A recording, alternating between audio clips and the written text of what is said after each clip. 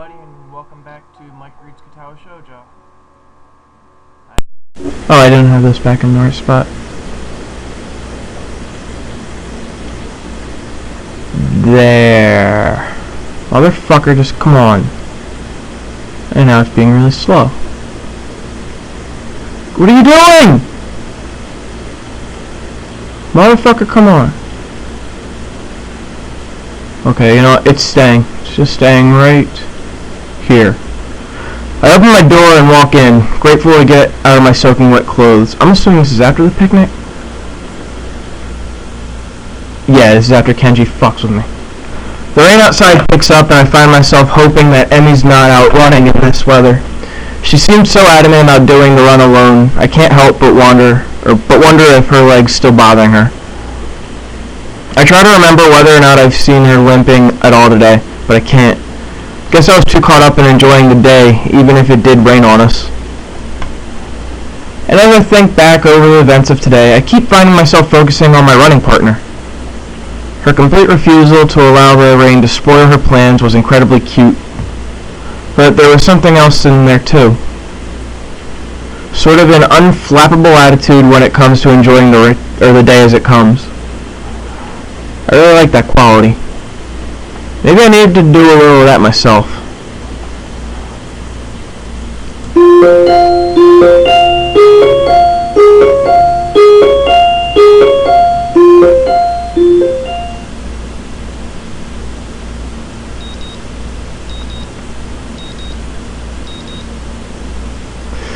The sound of my alarm brings me out of a dream involving pirates and some other stuff I can't really remember. I'm a little bleary-eyed and it feels like it takes me longer than usual to get dressed and down to the track. A glance at my watch reveals that I was right, and I am in fact running a little late. The thing is, there's no Emi. That's odd, she should be here. She definitely should be here. I mean, I was late. I guess I wasn't the only one who had trouble getting up this morning. The thought crosses my mind that it never quite stopped raining yesterday. Did she go running anyway? It seems likely. Emi's a lot of things, but cautious isn't one of them. She probably figured the rain wouldn't stop, and that's why she was so adamant about running alone. Oh, fuck, I forgot about the timer.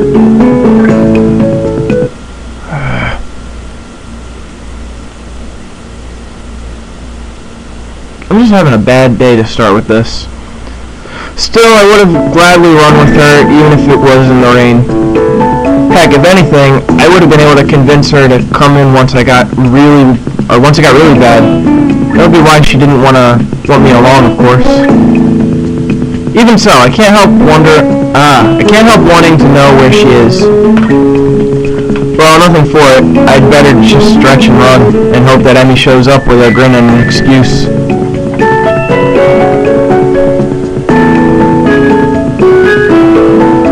Cooldown lap, I'm forced to admit that Emi isn't showing up. Furthermore, I have no idea where she is. Anxiety gnaws at me while at the same time I wonder just why I'm so worried over her. The run helped to take my mind off of it for a little while, but now that I'm finished, I'm back to worrying. It was weird not having her here. Downright unnerving. It suddenly dawns on me that I've been running to hang out with Emi as much as I've been running to stay healthy. Probably more to be with Emi now that I think of it. It's one of those things that are completely obvious, yet somehow I never realized it. She really is someone I enjoy being with. As revelations go, it's hardly world-shaking. All the same, I find myself feeling slightly shocked. When did this happen? Well, no time to think about this, though. I want to ponder this new development. I have a greater desire to find out what's happening to Emi. I'll ask the nurse when I stop in to see him. Well, you seem to be in good shape, Hisao. That's good to hear. I replace my shirt and stand to leave as usual. Except instead of leaving, I ask a question. Hey, where's Emi? She didn't show up this morning. Is she okay? While I try valiantly to conceal the anxiety in my voice, the nurse's expression suggests that I've failed miserably. You mean she didn't tell you?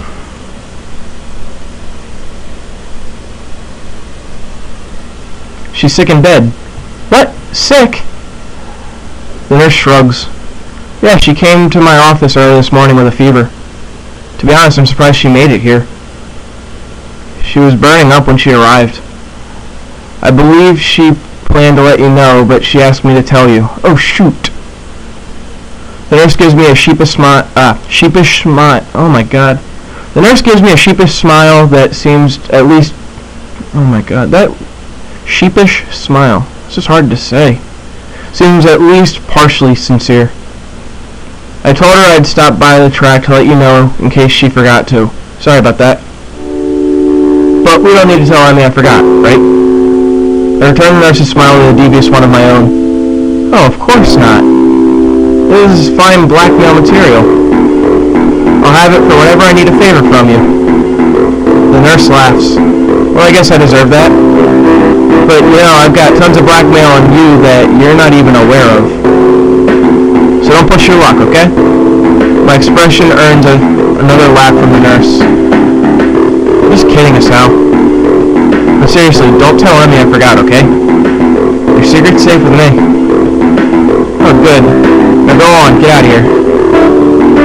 Wait, I've got one more question. Shoot. Is she gonna be okay? No, she's gonna die. Oh yeah, definitely. Why'd that come up? The fever was high, but it was already starting to go down by the time she came by my office. I'll probably check up on her again at lunch to be sure, but I expect she'll be up and about by the evening no matter what I tell her. Maybe I should visit her after class. It takes me a second to realize I've spoken out loud. The nurse raises an eyebrow and gives me a searching glance for a moment.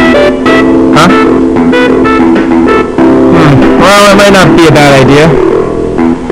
You could let me know if she'd taken a turn for the worse, I guess. But no funny business, you got it? I know what meds you're on after all. I think that's a threat against my life, but I'm not sure. Either way, I assure the nurse that my intentions are chaste, and I exit the office. Interesting. The nurse sees me as some sort of potential suitor to Emi. Even more interesting is how pleased that makes me feel. I need a shower. Go rub one out, Hisao. You've earned it.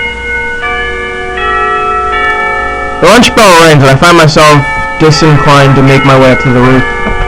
After all, I'm betting Rin knows where Emi is, and if that's the case, then I doubt she'd bother going up there. More to the point, I doubt we'd have any sort of scintillating conversation if she did. Chances are she'd probably just prefer to be alone up there anyway, so I don't accidentally ruin her train of thought or something. Unfortunately, I don't really feel like heading to the cafeteria either. Guess I'll go to the library instead. I need a new book to read anyway, having finished my other one yesterday before bed. Maybe I can find more by the same author. Thank God we're learning all this stuff, you know. Oh, I don't want to go to lunch and ruin somebody's day, and I need a new book. This is entertaining shit. Why are you still watching this? I love libraries. They smell like dust and paper and ink. Thank God we know that too. All these stories and facts and opinions crowded together in one place makes the air come alive with potential. I'm not sure how to navigate Yamaku's library yet, having mostly stuck to books I brought with me, so I search for the librarian and ask for help. Ellipsis. Can't believe it. Yeah. I suppose she's not around. I can't believe it.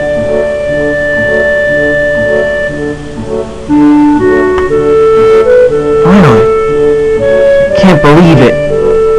Yuko, looking rather distracted, suddenly emerges from one of the aisles. Excuse me. Oh, can I help you? Actually, I was looking for a book. So am I. Advanced cryptography. Or, if you're a dude, cryptography. I don't know anymore, ma'am.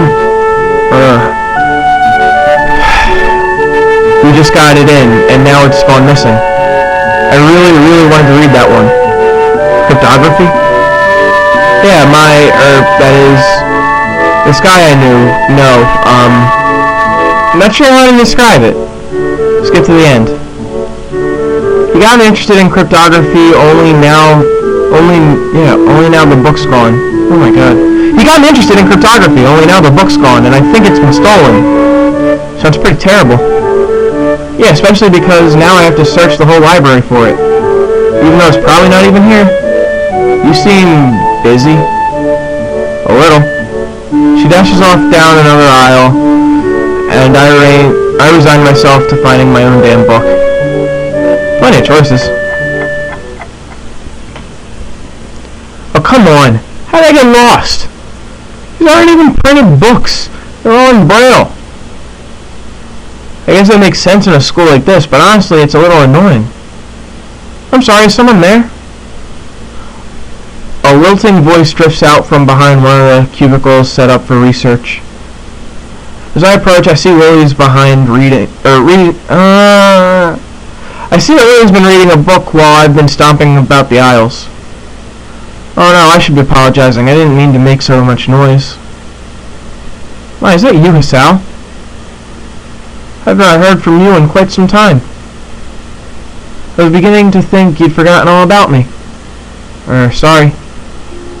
Lily laughs in that refined manner of hers and shakes her head. I'm only teasing you, Hisao. Well, I hear you've been busy. Morning runs with Emi at Barizaki and lunch on the rooftop, if I'm not mistaken? Yeah. Guess the word gets around pretty quickly. That, and I can't coax poor Hanako on the roof anymore. You three are always up there, claiming the spot for yourselves. She chides me gently, and it's pretty clear she's just teasing me again. Still, I feel an odd need to apologize. Sorry, we could eat lunch somewhere else if it's a real problem. Oh no, I wouldn't worry about it. Hanako and I have other things to do at lunch, too. I know they're not, but everyone here's a lesbian. She's got Scarface, Emi's got no arms, Misha's got Shizune. Every one of my options, they're all just gay. Never gonna work out. Such as in reading in the library, as you can see. Oh, Hanako's here too? I didn't see her. Lily smiles a bit enigmatically. Oh, she's around somewhere. But I'm surprised, Hisao, you're in here instead of up there. What brings you to the library? Well, Emi's ill, so there's no lunch on the rooftop to keep me occupied. Lily raises an eyebrow at my statement before giving another chuckle. My, poor Reed must feel left out. It's not like that! Ah, but I'm sure it isn't. Emi tends to be the life of whatever group she's in. It's a shame to hear she's fallen ill. Will she be okay? Somehow I get the feeling that Lily's just inquiring out of politeness, but I respond anyway. The nurse thinks so. I'm going to swing by and see how she's doing after school myself. Another raised eyebrow. My, what a noble gentleman you are, Hisao. It's nothing really, just checking up on my friend after all. Ah, so it's just friends, is it? How disappointing. I blush, glad that Lily can't see. But somehow, she knows that I've been flustered by her comment anyway, and laughs. I'm sorry, Hisao, I'm teasing you again. Stop being such a bitch! A polite bitch! I'm giving you a teacup in the thumbnail. See how you like it. Please do tell Emi that I hope she feels better, won't you? I glance at my watch. I glance at my watch. Oh my god! I can read, I swear, I'm just not good at it. I glance at my watch. I'm gonna take a drink. Give me 2 seconds. Oh, you're so generous. That was like 5. A glance at my watch reveals that I'm very nearly out of time to find my book. Of course. Hey, I've got to find a book before lunch is over, so I'd better get moving. See you later. That was probably not the best phrase to use. Lily, however, takes my gaffe in stride. Until we meet again, Hisao. Never do find the book I was looking for, but I walk out with something else instead. That sentence was completely necessary, by the way, just in case you want to know his reading material. Oh, and I did learn what shoujo means.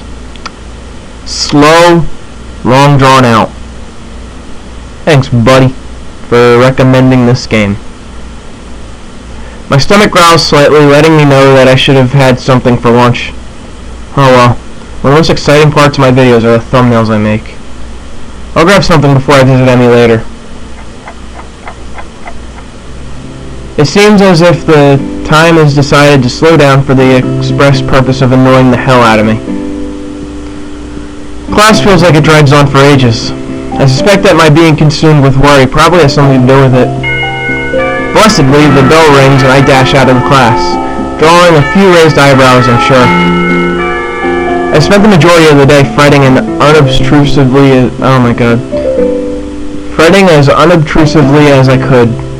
Even though the nurse thinks that Emi is perfectly okay, I want to see for myself. It doesn't take long to get to the girls' dormitory and make my way to Emi's room. I'm calling this an episode. Thanks for watching, everybody. You're all beautiful.